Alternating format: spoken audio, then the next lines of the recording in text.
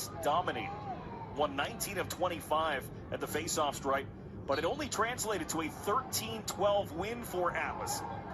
That time he cleanly won the faceoff away from Brendan Fowler, and Atlas will get their first chance on offense. 4 games that he played, had a hat trick against Atlas their last time out. Trevor Baptiste wins another faceoff. Officially on that opening faceoff of the game, they credited Baptiste with a faceoff win and a turnover. So he is 3-0 officially at the faceoff stripe to start the game. 2 meetings during the regular season for Cannon's Atlas. Atlas won them both, decided by a total of 2 goals. Baptiste wins the faceoff again. That was against Kevin Reisman. First time he has been on the field to take a faceoff against. Always stepping up in big games, a ton of playoff experience. Such a young Atlas offensive group, but Law, a 5-time professional lacrosse all-star, a 3-time MLL. Now we're getting into it. Thanks, Brian. Thank you. Brandon. Yeah, thank you, Paul. The pace has been good, but a little bit helter-skelter so far. Little helter-skelter, a little sloppy at times. As expected to a degree. Costabille's just like, well, on the other veteran, on the other side, Eric Law, as opposed to running around those youngsters. Or running after those, rather. Ball up in the air after the face-off. That was the first win officially for Cannons at the face-off stripe today. Can they hold on to the possession, though? This one bumped ahead by Danny Logan and scooped up and secured by Craig Chicken. It will be Atlas ball anyway. Great. Gets it by Morocco. Son Clarella powering the athletes under the helmet here this afternoon. A violation against Trevor Baptiste. Nice set piece there by the Cannons and offensive coordinator Sean Kerwin. So Shane Jackson with 2 of the 3 goals for Cannons. The Cannons' expense. I would have been more proud of you if you'd done this to somebody else, maybe. And it was an 18-17 game. 6 goals, he would have been a little more proud of him, I think. Trevor Baptiste wins the faceoff away from Brendan Fowler. You saw that mops playoffs. He's got 4 points already today. He's coming for Kavanaugh. You knew he was showing up. 4 points on 5 Atlas goals. Baptiste has won 2 faceoffs after a slow start to the second. Those sharp angle goals, dodging down the alley with his stick on the outside that seemingly anyone else. Can anyone else in the league make that shot? Rabel has been pretty good on those, but so after giving up a couple early ones, 7 saves there.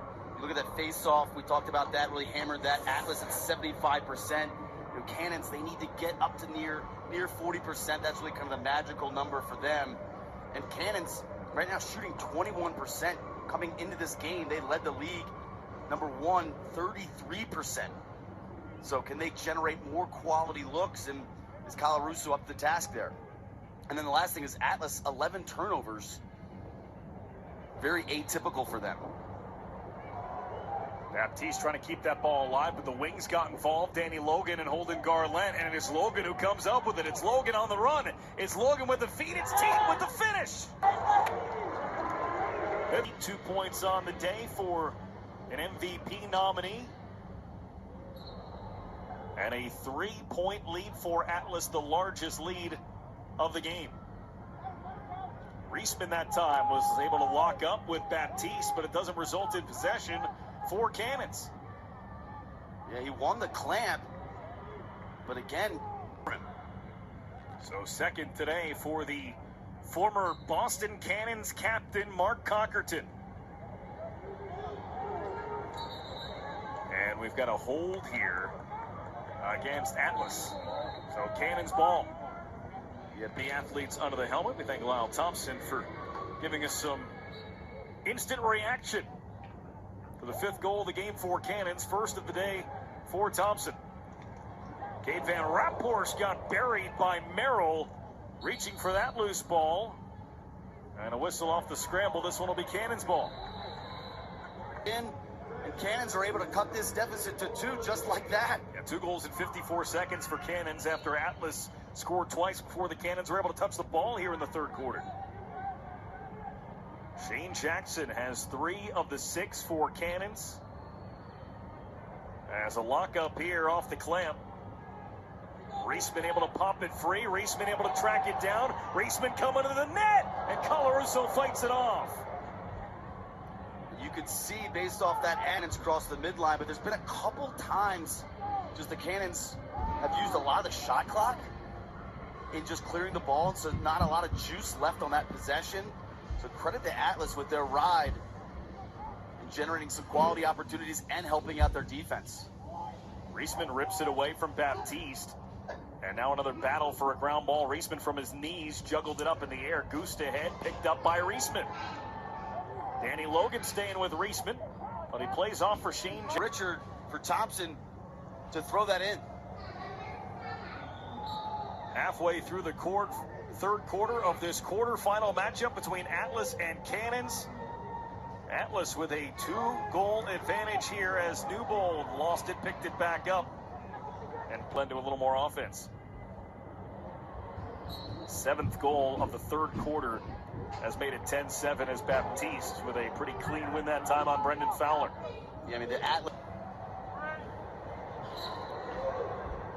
Trevor Baptiste wins that faceoff with just 16 seconds on the clock, and he has taken it towards the net. He's going. Baptiste turns the corner. Baptiste with the feed! Perfectly set up for Eric Law.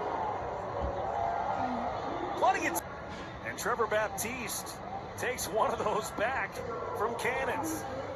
That we mentioned this earlier, Eric Law, his angle play, he's behind the cage. He's going to creep around to this backside. Baptiste is going to go underneath. He's going to generate a double team and find Law on the backside. So as Baptiste goes underneath, you could see the Cannons defense actually 2 guys slide. Goodrich from Law behind and Pulver from up top, but it's that Goodrich slide that generates the opening for Law, who find do based off a beautiful pass by Baptiste. Baptiste and Reisman lock up here. Ball drops just as the dodge the assist. We just want to give some love to Trevor for this incredible performance. Baptiste finished #1 in the PLL again this year. Faceoff wins as a raw number, faceoff percentage, and then throwing ground balls as well. He bested T.D. Erlin, who was injured and didn't play in the last game of the season, and Baptiste was able to win that battle in terms of statistics here. Got his team into the playoffs. #2.